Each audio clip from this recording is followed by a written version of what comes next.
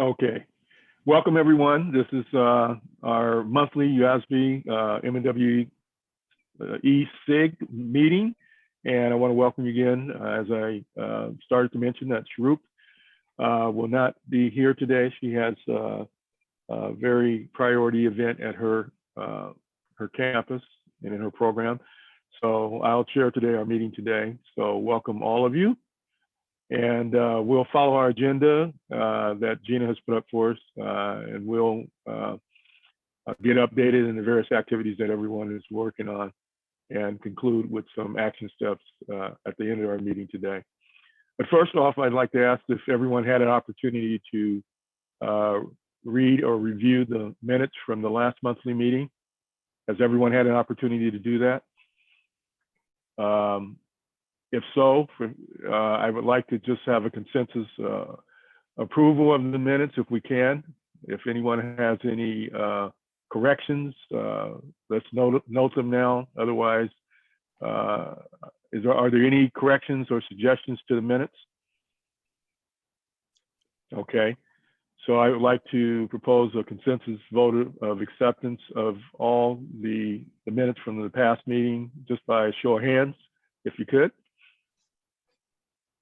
Okay, very good. Thank you. And note for the record, that was a consensus acceptance of the minutes from the previous month's meeting in May.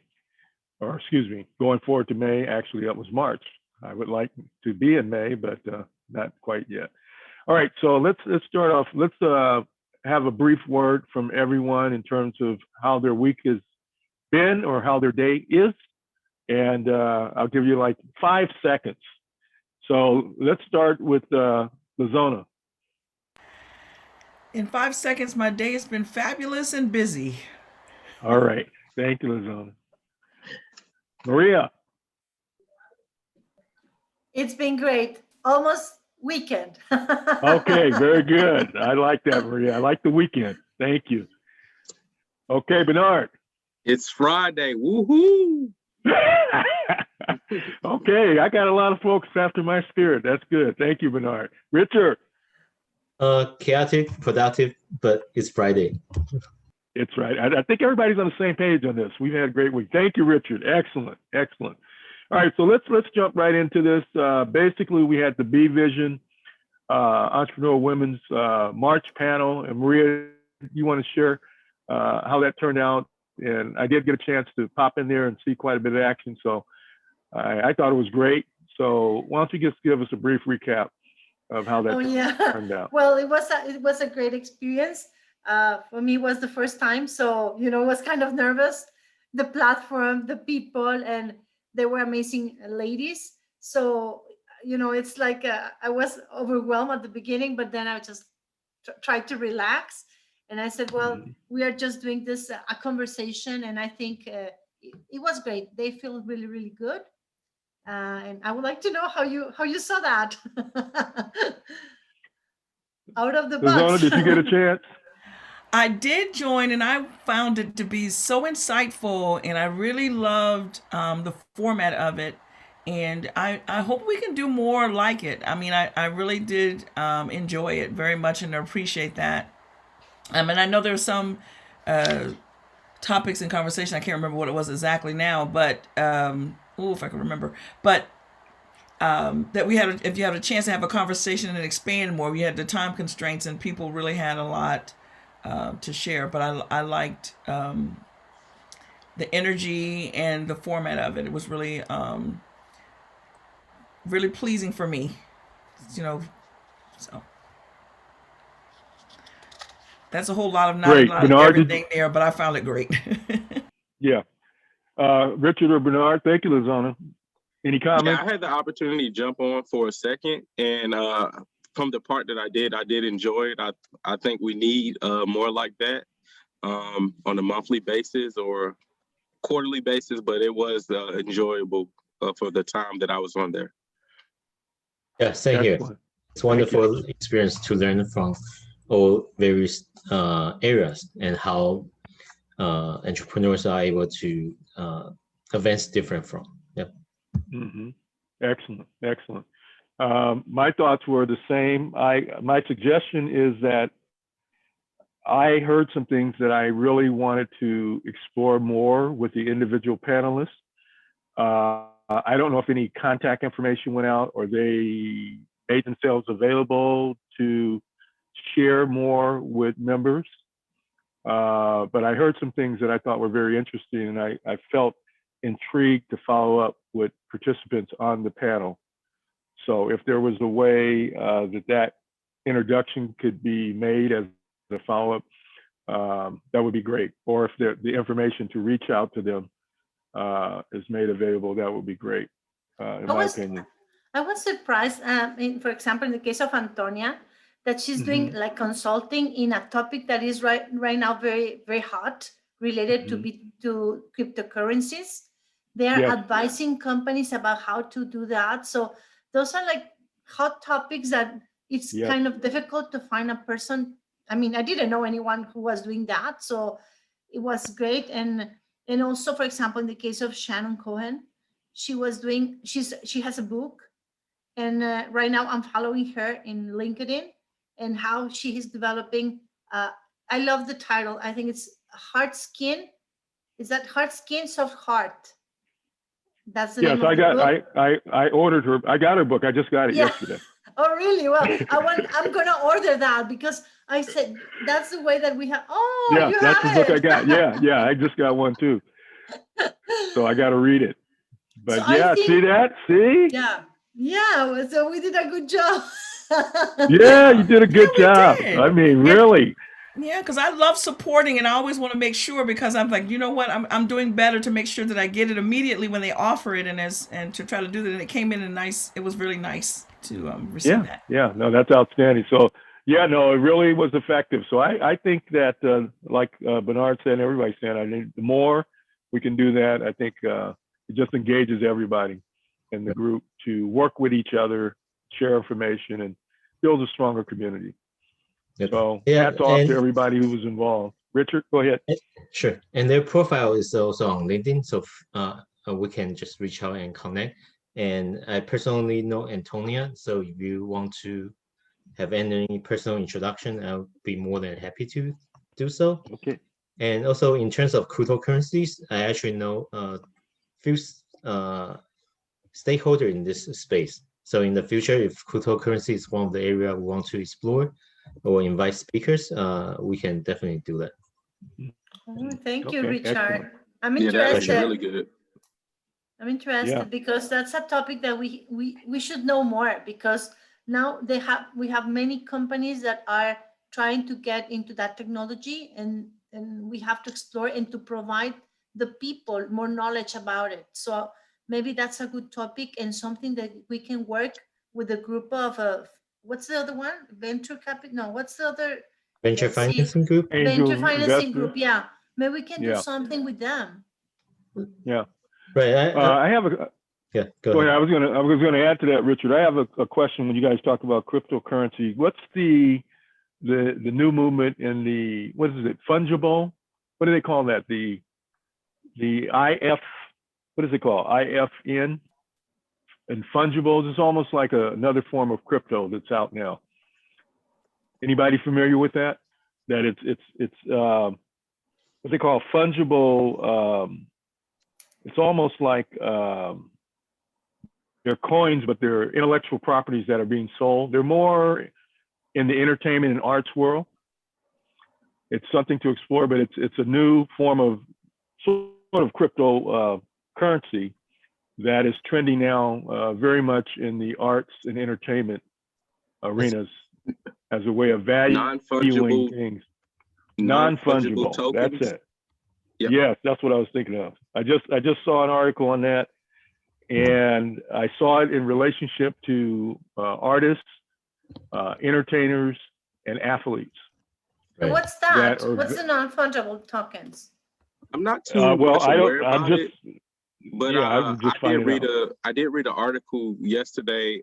Mark Cuban, he is selling Dallas Mavericks merchandise through that non-fungible token, and it's been like a really big push for them, especially with the hype of Dogecoin.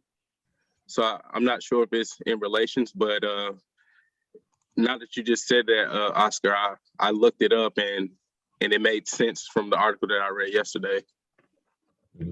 Yeah, it's trending pretty heavily in terms of its evaluation and how it's scaling in value very rapidly in terms of these intellectual related properties that are being sold. An ownership interest in the intellectual property is what they're selling. So you don't actually get the actual thing, you get some replication in that token of that ownership interest. And it's a market for that. It's just taken off, but it's a very interesting, but it builds on sort of the crypto platform. Okay. So it seems like it's a a more recent derivation of the what's so-called utility coins. So in terms of cryptocurrencies, there are so many development in the past 2 years. I haven't really kept on track of what's going on, but I know that there are a lot in changes in the space. And also there's another emerging trend called DeFi, digital finance. What is that called again, Richard? What do you call it? DeFi, DEFI. DeFi. Okay. So yeah, I mean that's an interesting area. I mean, I would be excited to see if just on these sort of trending financial instruments, just that topic alone. I mean, that's a topic unto itself. Right. That's something to look at. So let's make a note on that. You know, put a pin in it. That maybe that's something we can explore, getting deeper into on another panel. Sure. Yeah, I think it would be great. All right, let's keep it moving. Meg said she's coming in. She's a little late. She's in the student office hours, so she'll be here in about 10 minutes. Let's look at the programming calendar of events. Okay, so workshops today. We just went over the Entrepreneurial Women's panel. And let's see, do we have anything else scheduled? I know, Richard, you are working on. Right. So Sharu and I have talked to the venture financing groups, and we actually have set up a joint event. So they have an event scheduled around August 19th from a.m. to 12 p.m. Eastern time. This is a tentative schedule, but what the plan is to host a 2-hour back-to-back events, and they through our discussion we decide to focus on 4 topics: equity crowdfunding, angel syndicates, special purpose acquisition companies, and revenue-based financings. So so the setup would be, so basically we will have 4 subject matter experts, and the setup would be, we will spend 15 to 30 minutes with each of them, and we would interview these 4 speakers. Then they probably open the floor up for Q&As toward the end. So our discussion with Steve Fallon, who's the president of Venture Finance Group, have result. So basically what will happen is that from our group, we'll focus on special purpose acquisition companies and revenue-based financings. So if any of us know anyone or any subject matter expert in these 2 areas, now would be a good time to reach out and establish the relationship and see if they are willing to participate in this program. Okay. And is there, Richard, any program summary that you and Sharuk have developed yet with the Venture SIG chair? Oh, sir, beg your pardon? Could you repeat? Have you developed any like brief write-up? If we're going to reach out to someone, what their expectations are for participation? So so Steve actually shared their write-up with us.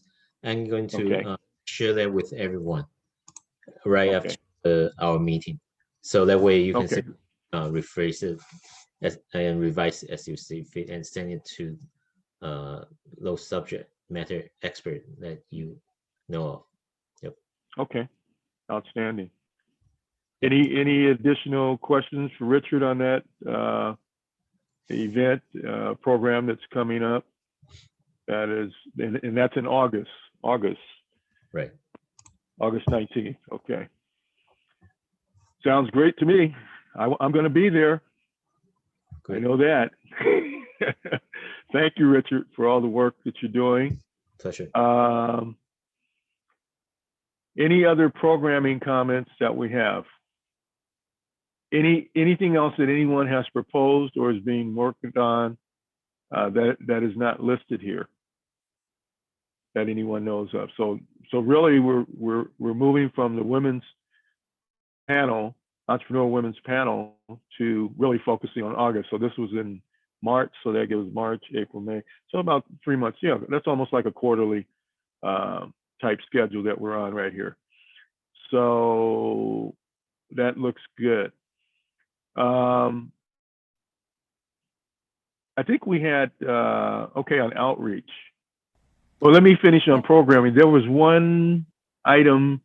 Maria, were you on the call? Yes, was it yesterday? I think it was yesterday. Were you on that call with headquarters? Maria, were you on that? You weren't on that. No.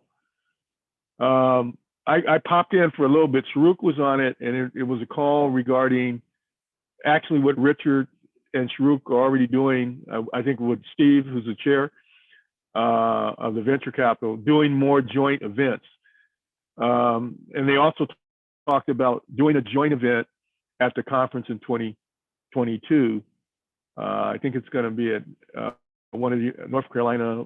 I'm not sure, University of North Carolina, I think it is. Don't quote me on that, but I think that's where they were talking about. I just popped in and caught a little bit of it, but they're looking at having a physical room where we could jointly possibly do some type of special hosting event with other SIGs or individually. And so that was kind of the discussion, how that would kind of play out at a physical or a virtual conference. But I think they were talking more physically by 2022, that possibly that's what we would be doing. And so we'll find out more about that. How is the vaccination right now in your cities? In the U.S., vaccination rate. Oh, in my city, Yeah. citywide, we're now vaccinating, obviously, below 50 years old. I think we're not down to the teens, but I think we're adults. All adults or all seniors have been vaccinated. Have you been vaccinated? Yeah, I've been vaccinated in California, pretty much Southern California. Everybody's being vaccinated. It's really the younger population, probably age 18 to 35. They haven't really hit that population, but I think over 35, they're making a dent. 35 to 55, they're making a big dent in that right now in terms of being vaccinated. But vaccination is openly available across California for sure. And California is pretty progressive in those respects. They're pretty much doing everything possible to make it available to everyone. And which vaccine are you using? All three are available. I had the Moderna. Mm-hmm. And then me and my father-in-law had the Moderna. My wife had the Johnson & Johnson. So all three are available. And then you have the Pfizer. So they're all available in California. And they're all available down to churches, public health centers, everywhere. You can pretty much go everywhere, anywhere, and get vaccinated with a schedule right away. So it's pretty open. So, which has required that now we're in the yellow zone in our county, which means that things are actually, some restrictions have been dropped. So, although we're cautious with that, there's still social distancing and mask wearing. They are reducing the physical restrictions in some public places and so forth on that basis. and it varies, I guess, by, you know, parts of the country, parts of the world, right? But at the end of the day, I think we all need to be cognizant that that's a general priority and commitment for all of us to try to stay healthy and keep the healthy of others around us, keep them safe. So that is my status, Maria. Okay. In No, Southern it's because California. if most of the US, and I've seen some statistics that the rate of vaccination is in between 2 million and 3 million per day. So at that rate, maybe we're going to have a conference, you know, face-to-face conference next year. That's what I was thinking. I was wondering, right now we're in April. Okay, maybe by next January will be a lot of reliability that people is already vaccinated. So maybe the format to be together would work out better. Yeah, I think you're correct in just sort of forecasting the movement there. I know in California it's moving that way, but it's still by region, right? It's still by region in terms of the uptick of a particular region versus another. So yes, in California, they're planning probably the first quarter of the year, second quarter of the year. I know another project I'm on with Major League Baseball. Major League Baseball is talking about being fully open in early first quarter of next year. So just got off calls with some of those folks. So we'll see. We'll see. Okay, let's keep moving. Let's see, we're on programming. Welcome, Meg. Good to see you. Sorry, your message. I'm so sorry. No worries. We got your message. We're all working at it. So let's see. Yeah. So Meg and I co-chair as the outreach Yes. for the outreach committee. And as I mentioned, I'm apologizing those of you that got in late. I double booked myself. I'm participating in a California Educators Entrepreneurship Educators Conference, and my session starts in 5 minutes. But Yes. Meg, I'm going to turn it over to her trusty hands. We did meet, and we have some exciting things that we're working on.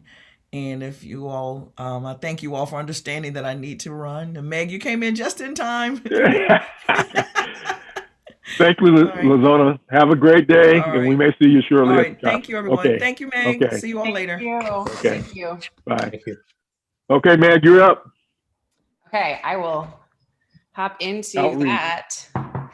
Yeah, so we had a good meeting yesterday with Sharuk, and Liz and I have been talking before that about some ideas that we'd love to hear from you all about. And so there's a lot of group learning and appreciation and understanding of what we have all been doing in our classrooms, of what's going well, you know, what we've done to push past some of the hurdles that we've been experiencing. So we were speaking about doing a June like celebration roundtable social mixer where we spent some time just having fun together, because we all identified that that's something we'd really love to do. And then sort of celebrating the ways that within our classrooms we've increased lenses of belonging, and sharing tips and resources on, like, if we've done syllabus updates, if we've had some lesson plans that we think have really worked this year, class agreements, class resources, guest speakers. So having a combination of fun mixer as well as breakout room connections and resource sharing. And hopefully during that time we would, and maybe before and definitely after, put some resources together. Gina, I know you already set up the Google Drive system, so using that great platform to put some collaborative documents together. But celebrating things that have been going well for all of us in our classrooms, areas that we've had success, and putting together some joint resources to share out as we look to planning into next fall for all of our classes and connections. And then the other piece that we have been talking about is it would be really great to have a joint calendar of events for things that are happening within the SIG and within, what our, if we have a particular thing that we might like to share out about, that we have that in a joint calendar. For example, Oscar is doing a great event in our classroom on Monday. Yeah. That we're very Yay. excited about. So, yeah. So, primarily, sometimes it can feel like we're inventing the wheel often as we're putting together our classes. And so as we set into summer, sharing resources and putting together a group list while also having some fun and connection. So maybe Bernard, you can help us with having a, a social piece and fun. Was what was on our radar. And Sharoka mentioned that we often do 3 or 4 things over the course of the year. And so thinking about another event in September that would be a useful and fun back to school event for all of us as well. So. Okay. Excellent. How How does fun and resource sharing sound to you all? I like it because sometimes we don't know what others are doing. So it's really good to see what you are developing, what you are doing. And maybe this can bring us like new interaction in between our students and our work. And the students would love to have like another professor or another students to talk to. So maybe it would be great to start doing something like that. Yeah, that's a really great point. I don't know about for you all, but my students have been having a really hard time feeling connected and networked right now because a lot of people aren't engaging as much online. And a lot of companies are not eager to onboard people without being able to do face-to-face. So there's less hiring activity of newly out of college folks than I've seen, at least, I mean, in years past, at least within our community and our university, that there's been a decrease in hiring new folks into companies. Where are you, Meg? In which city? I'm near Seattle, Washington. Okay. Yeah. I love this, Meg. First of all, fun is my #1 value. So if work's not fun, Gina, you're gonna have a lot of friends, Gina. Boy, That's good. Fun. I've perfected the work hard, play hard thing. But I love what you said about the feeling of disconnectedness from, I don't know how it is for you all, but for my colleagues, we've talked about this semester has actually, I feel like, been the hardest since the pandemic set in, with loss of feeling connected. And I don't feel like my students connect well with each other. I don't feel like I have been able to connect as well with them, whether it's online or through plexiglass and a mask. I think the mask has given everyone that universal, it's given them a universal permission not to talk. Kind of like, we're not supposed to talk when we get in the elevator. I don't know who made that rule, but it's kind of like that rule applies to people wearing a mask too. It kind of gives them permission to not talk. So I'd love to hear how people are getting their students engaged and keeping them engaged. Yeah. That's great. Yesterday, I had a talk with my students, and my class is in English, but all my students are from Mexico, so they don't really need to speak in English. And I just said, okay, this is the only time that we're going to speak in Spanish. I want you to give me feedback.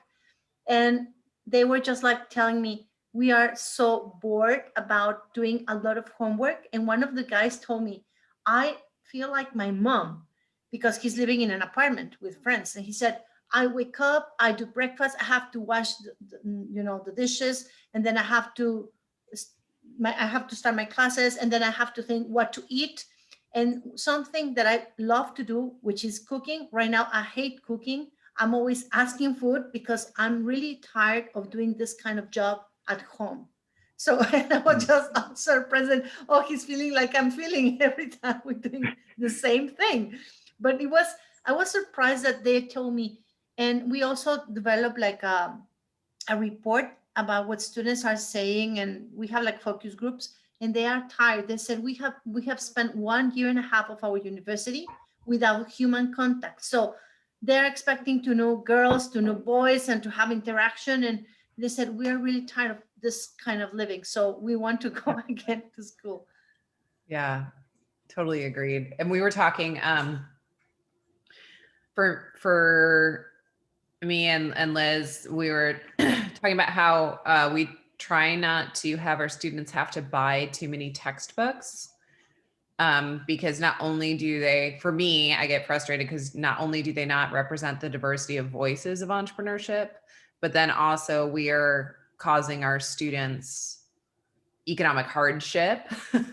And, you know, for a lot of us, like I have a lot of first generation students, $100 textbook is a big expense for them. And so, you know, having us have a platform that we are able to share resources on so that we can use some alternatives to textbooks too, where appropriate, I think would be great. And there are some textbooks and resources that are super great and students carry with them throughout, but just trying to fight the instinct to, you know, have a $50 to $200 book load for every entrepreneurship class that they're taking. So, For example, that's interesting. one exercise that I developed with my students, and just as an example, I just took a certification for our professors about doing prototyping. And we have to use different software. For example, we use Figma. We use software that usually industrial designers have for creating products. And when I asked them, and also I told them, I'm going to ask you as a second prototype, because they have to develop 3 prototypes in the class. The second prototype is going to be your landing page.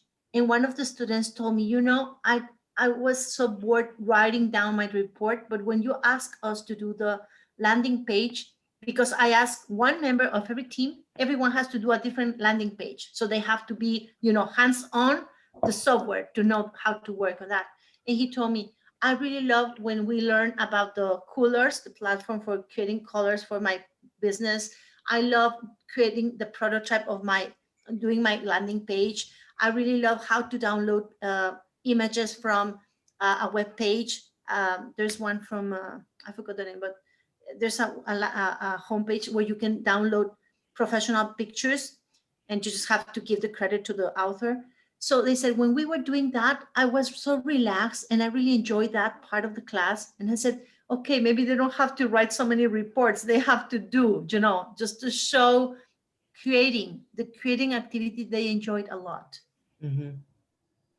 Yeah. Alternative. Is there any, I mean, it raises to me the antenna that there should be sort of an alternative open source for entrepreneurial education information for students. And maybe that the SIG, right? The SIG can be a driver for creating an open source platform, since we are all in the field, we are educators in the field, that, you know, in combination, we could have some process that maybe over the year we identify, and we, like you talked about, maybe resource, we put this information on a resource platform, and then we actually send that back out to our students, you know, that this is an open source platform sponsored by USASBE's MWE SIG, right? So, I mean, that's something that it seems to be that's what you're talking about with the students, right? The challenge of having access without it being a burden. And I think that given the digital age we're in, that any digital delivery would have to me, a more motivating opportunity for a student to actually access the information. So, I mean, maybe that's something someone could think about, or maybe that can become a part of, you know, an actual concrete, sustainable project that we have. So I'm just throwing that out there, but it seemed to be, just listening to everyone, that seemed to be a gap or an opportunity. Yeah, that's a great idea. I developed, oops, sorry, go ahead. Sorry. Yeah, I think there are very few platforms that offer knowledge about entrepreneurship or entrepreneurial education. We can start by digging those out.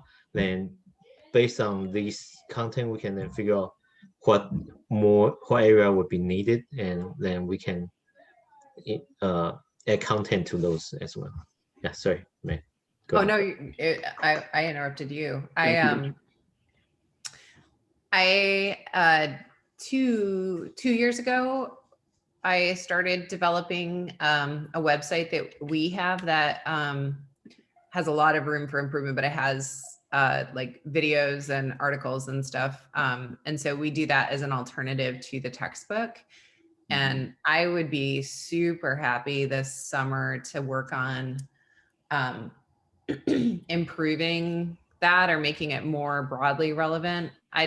We don't have a lot of resources up there that I would love to, or we could create a different platform that is more applicable to a lot of different people. And I mean, one of the cool things I've really appreciated, like the teaching entrepreneurship folks have a number of different free lesson plans that are really great too. So gleaning those from different places, I think can be very helpful. Meg, I'd love to touch base with you on that. So Meg, yeah, go ahead, Gina. I'm so sorry. Mm-hmm. No, go ahead. I'm philosophically opposed to the textbook racket as well. And so with that being said, I get my students to get a $24.95 book from the publishers on entrepreneur.com. They make a book called How to Start Your Business. It's a $25 book that they can put on their shelf and keep later. But then I have a pretty extensive reading list and different things that I add to it. And I have my own website that I use for my class. So I would love to collaborate with you. And I think we could do some things like this. Coursera is trying to get us to put some stuff on there, but I think it's just going to lead down the path where they're just going to start charging the students too. And I love this open source idea. Thank you for saying that, Oscar. That's fantastic. Yeah. Yep. Super powerful. So I mean, we'd have to have someone really champion. I'll work with whoever, but I think we need some technical assistance. And obviously, we have resources we know about. As you were talking, I'm thinking about the resources that I've been involved with. There are resources, but there's no sort of directed effort to actually have it in one place, or even to push it out, right? To have it a facing representation of the open source to the audience we want to reach. There's really nobody pushing anything out to them that would let them know that, hey, here's a resource. I mean, there's nobody doing that. I don't see it anywhere. But so let's make a note of that. That is something that we can develop as an ongoing, sustainable. That's something that would be up there all the time, updated all the time, and just an ongoing living project.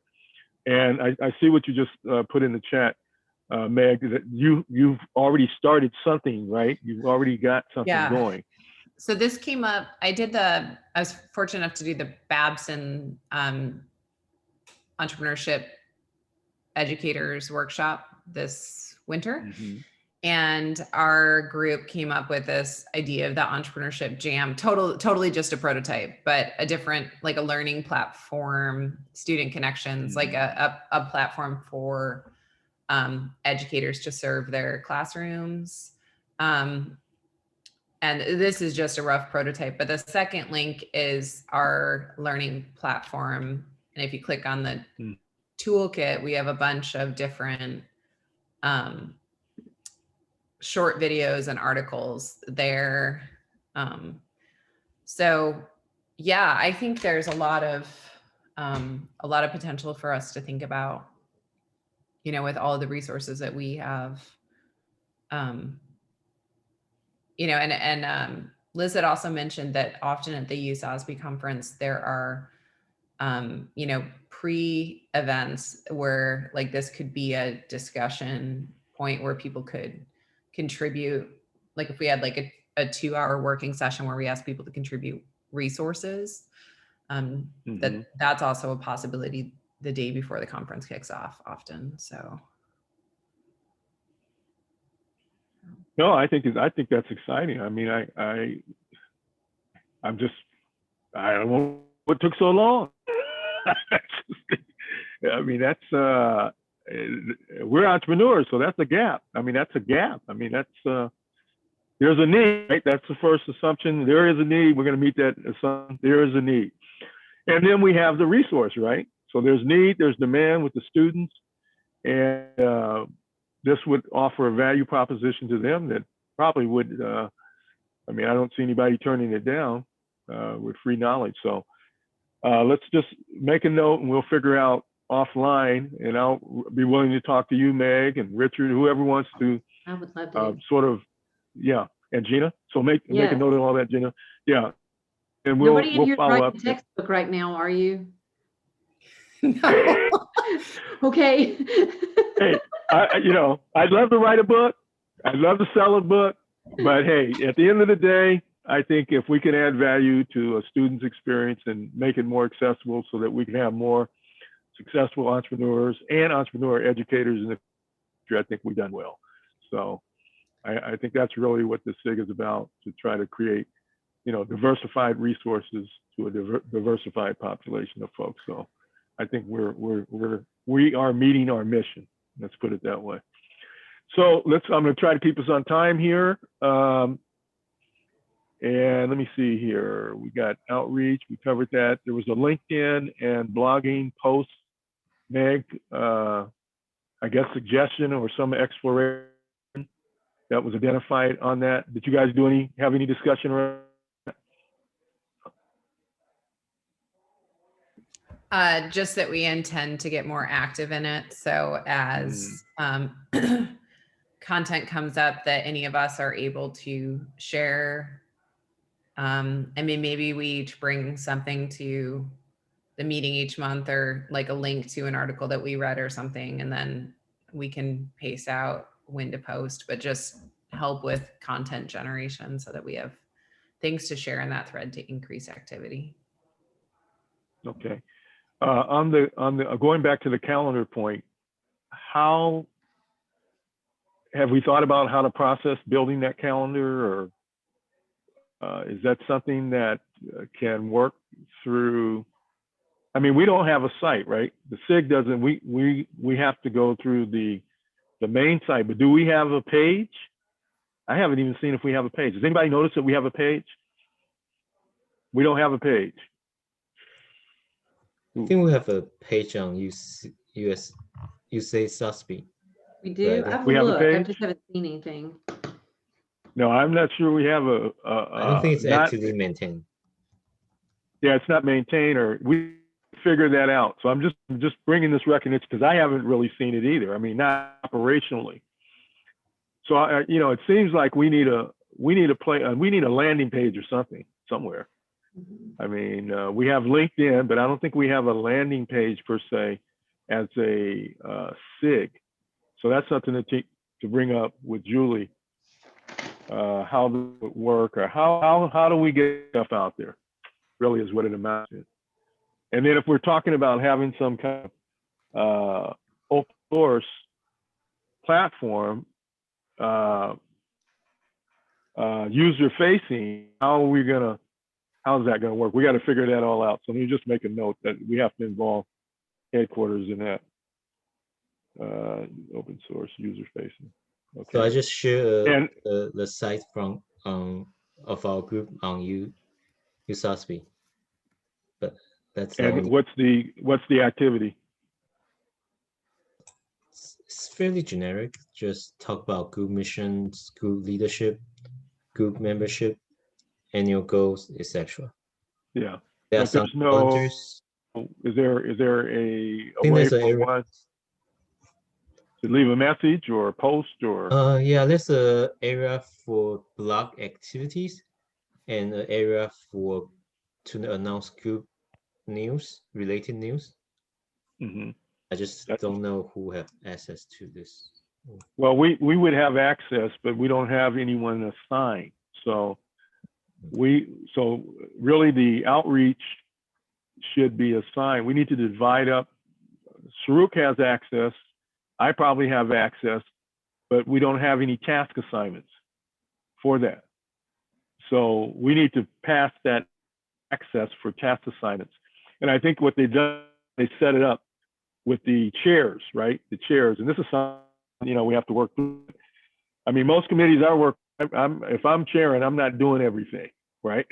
So I want to be able to give access to other people, and that's something we got to work out with Julie. Right now, the way they got it set up, they got all these chairs and co-chairs having access, but we're not really the people who need to access that on a regular basis. You can't post everything. So you got an outreach person, you know, you got different people that need to have access. If we have a calendar, you see a calendar, Richard? Yes. There is a calendar up there. Right. Is there anything on the calendar? Social entrepreneurship programming. Wait, I think there's a section on group news. It's mentioned a board restructure votes on September 8th, 2020. So this just need to be updated. Yeah, no updates. Okay, so that's a good point. No updates. And the calendar and news seems to be from the generic, seems to be the overall USASBE event. Okay, so overall event. On the top of the page, Richard, on the top of the page to the right, do you see links to group directory, calendar, blogs, forums, photo gallery? Yes, I do. Oh, okay, I see. So we have those links where I think we could put things. Right. You're right. But you need access. You need access. Correct? You need access. Okay, so we need to assign, because I'm not doing that, and Shruk's not doing that. That needs to be assigned to the outreach committee or whoever's building the calendar and posting. Yeah. All right, Meg. Thank you, Meg. You just volunteered. Thank you. Okay. So we'll follow up on that, but yeah, we got to make that happen, because we want to make sure that we're getting stuff out and we're energized. I don't like being on committees and organizations that don't really put it out there. Okay, if we're doing all this, we need to put it out there and let people know that we are definitely committed to what we're doing. Okay, anything else? I see one thing down, and we'll finish with this mentoring. Who had that discussion? Was that you, Bernard? Who had the discussion mentoring? I think I heard you talk mentoring at the last meeting. Yeah, I talked a little bit about connecting the business with community through mentorship, and inviting some more of my scholarship participants to join, so we can engage in the community and understand different standpoints of what interests they're focusing on. And I shared that that was one of my passions, this community impact, connecting the business to the community and understanding that through that lens. Okay. So we don't have anything set up for mentoring or even cross mentoring of our membership. To me personally, mentoring happens at all levels. And maybe we need to introduce that, and it probably would be on that page, but we have to develop a process, and we'd have to have someone to shepherd that process. But I think it's a great idea. We need to have some way where people could introduce the fact that they would like to be a mentor to someone and profile what that relationship might look like. And then we need to have a process for one who is looking for a mentor. So that would need to be something that would need to be built on the platform. Again, some of these things, interaction-wise, we have to go through headquarters when it's external facing. So we have to get some agreement there. Or I think last time the way we kind of got around that, we actually had created, but things have tightened up a little bit. So I don't know if we're allowed to be the freewheeling entrepreneurs we were the past few years, but we created our own. We had our own portal that we were moving and pushing stuff out. So I have to find out about how they want it, but I think that page is where that's what we have in the organization, that page. So if we can build everything, link it, and update the page that we have on the national website, and have processes behind, I think we can be successful. But let's just, and Bernard, you want to give some thought to what a mentoring design would look like? You want to be able to, can you contribute toward that? Yeah, I can. I'll have some more thoughts behind it as I shape it for our next meeting. Okay, that would be, yeah, we need something, a starting point. So if you could do that, then these things become meaningful. So with that, I'm gonna close. That's our meeting schedule of our agenda there.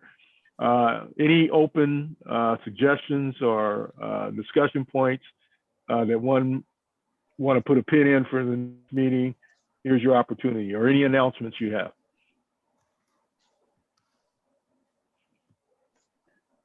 Everyone's all good? Going once? Going twice? Okay, going 3 times, and hey, we're early, everyone. I appreciate that Friday. I love being early on Fridays. That just makes for a wonderful weekend. So I want to thank all of you for your attentiveness, for your contributions. Thank you, Meg. Thank you, Richard. Thank you, Maria. Thank you, Bernard. Thank you, Gina. You're all fantastic. You're beautiful people. I'm so excited. You make me full. All right. So know that, okay? Everybody have a great one. Have a Have a good great weekend. weekend. Okay, we'll talk to you soon. Take care. Bye. Thank you. Nice weekend. Okay, you too. Thank you, Maria.